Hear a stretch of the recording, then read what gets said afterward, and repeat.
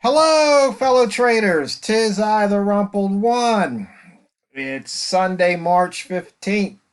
The year's 2020. Let's talk trading. Walmal method day 12.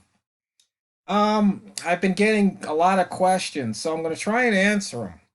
And it seems, I guess, traders are liking, I guess, my talking about the psychology of trading more than the actual method, which in a way that's probably a good thing because it's the psychology that's where you're going to get tripped up.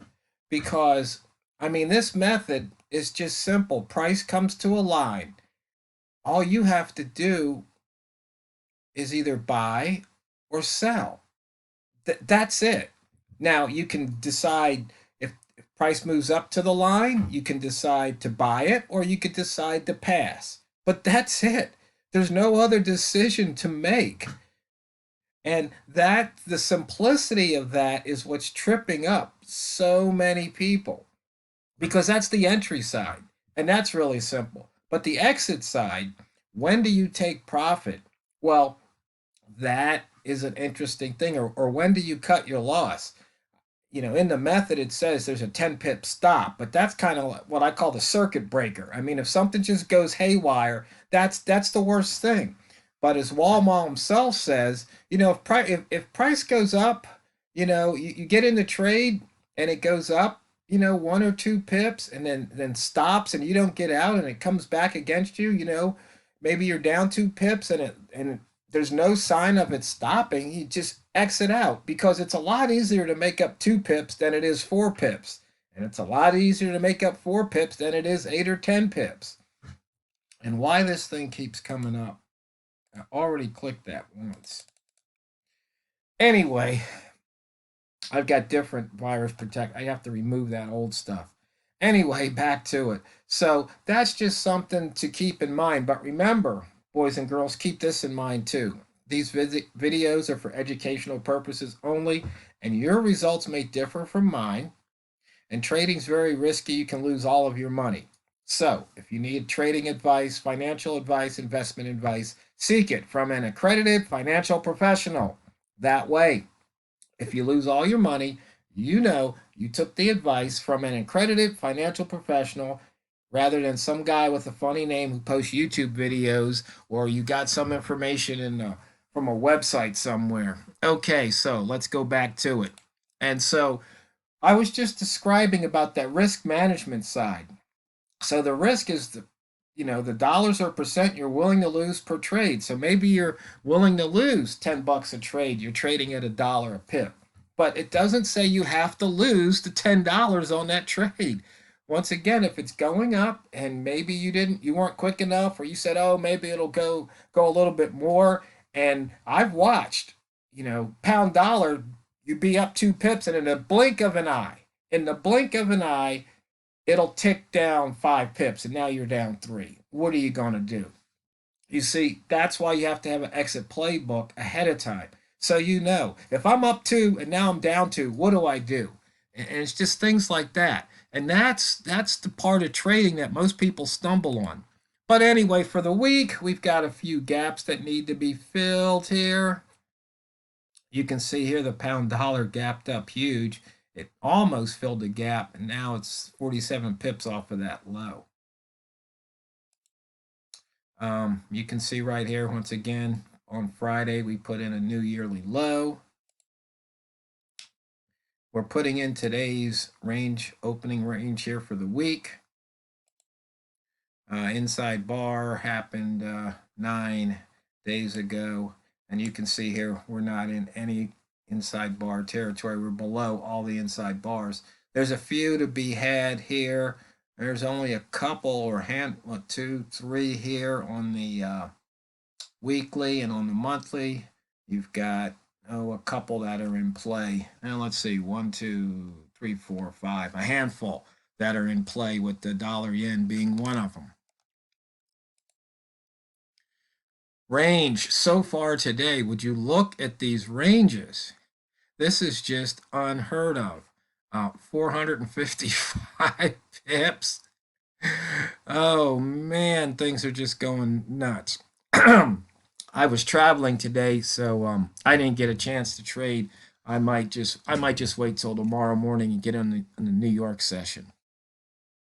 I Walmal sent a text message. He told me he already picked up his 25 pips for the day, so he's done. And let's see, we had the open here.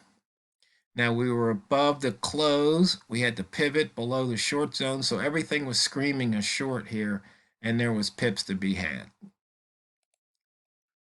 Rats, you're definitely range is large enough here.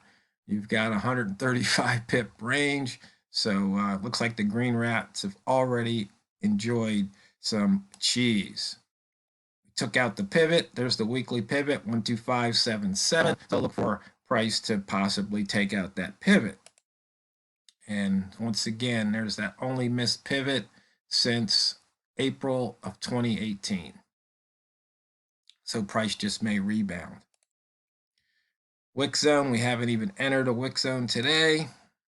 Now the training wheels Walmal. This is the the original template here, but boys and girls, I've been working on something for you, and I've got what I've called the Walmal freebie. And I'll be putting the finishing touches on this sometime this week. We got the Sweet Spot Gold, the latest version that puts the green and the red line near the buy and sell line. I dusted off the old price meter. Just basically goes from the open of whatever period you specify, and it's H1 for the Walmal method. And you can see here it opened below. If you want long at the green, there you go. I mean, this would have been a very interesting trade. You got in, maybe you were up a pip or two. Let's see here. Let me expand that just a hair. So high was you maybe got a half a point, but you see here it reversed, and it reversed pretty good. So maybe you should have just scratched here when it broke that low, because if you came in the second time, you would have more than made it up. And see, that's the beauty of risk management. So here, the notes for the Walmart, the TRO my notes. So right here, priority number 1, preserve capital at all expense. That's the main thing to know. And also, so if price just turns against, exit out with a small loss and wait for the next opportunity. So right here, you exit it with a small loss. Here's the next opportunity. You hung in there, and maybe you nabbed 10 pips or more. I mean, all you can do is wait. Price gets at the line. Here you buy. Here you sell. That's it. All you have to do is, do you trust the method knowing that price is going to range? And here you can see this range for this bar is 27. The previous H1 bar, 38, 53. If you trust the fact that price ranges, and you have your stop loss in place so you know the worst possible outcome, all you have to do is either enter long or short. But remember, these videos are for educational purposes only, and your results may differ from mine. I have to keep saying that in case somebody, wants to do something stupid.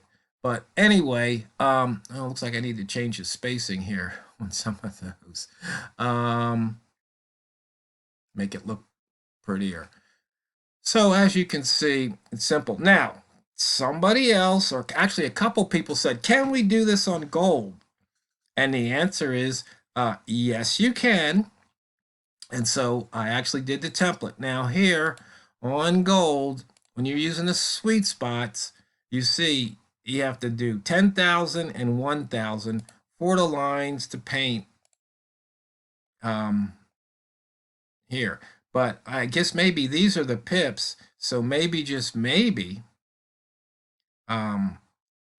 you want to leave it alone. But what happened was when I first brought it up, actually I think all I have to do, if I just click reset, You know, if the sub levels are really, this is really 10 pips right here, it's going to get pretty squished. You can't really see it on an H1 chart. Maybe if you go out to M5,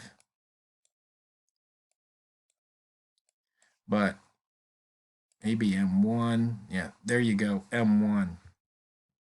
So if that's really what you're trading is every, decimal point, if that's what it is, well, you can see here, 150, 50. That was H1. So I guess maybe I'd have to work on the indicator some more because I don't really know. I don't trade gold, so I'm not really sure. But the thing is, you have to do the frequency distributions. And just looking at this, it looks like if these are pips, once again, that's like 10, 20, 30. So if you don't have any bars smaller than 30, then once again, you should be able to trade this method, no problem at all. But you're going to have to find out for yourself, and these videos are for educational purposes only, and your results may differ from mine. But that's what gold looks like. So there might be some tweaking to these indicators. I'm just not sure. Wasn't gold close to 1700 a couple of days ago? Yeah, right there. It's sure how fast they fall, right? But coming back here, now I had mentioned something about if you use the 1 minute chart, you can see where there's congestion. So you see here, there's a little congestion here.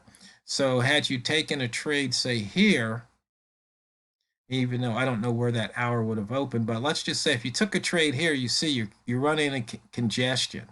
So right there it says, you know what? See that candle right here? That it's like, well, if price breaks below that, let me just take those pips off the table. I mean, see, and even if you did, I mean, what would you have given up? Maybe 2 pips, but then it came back down, and maybe you had another chance. But there's a thing about going to the well too much. You just have to, see what happens. And you see here, there's 1 touch, 2 touch, 3, and it broke, but not by much. It pulled back and then pulled up again and through.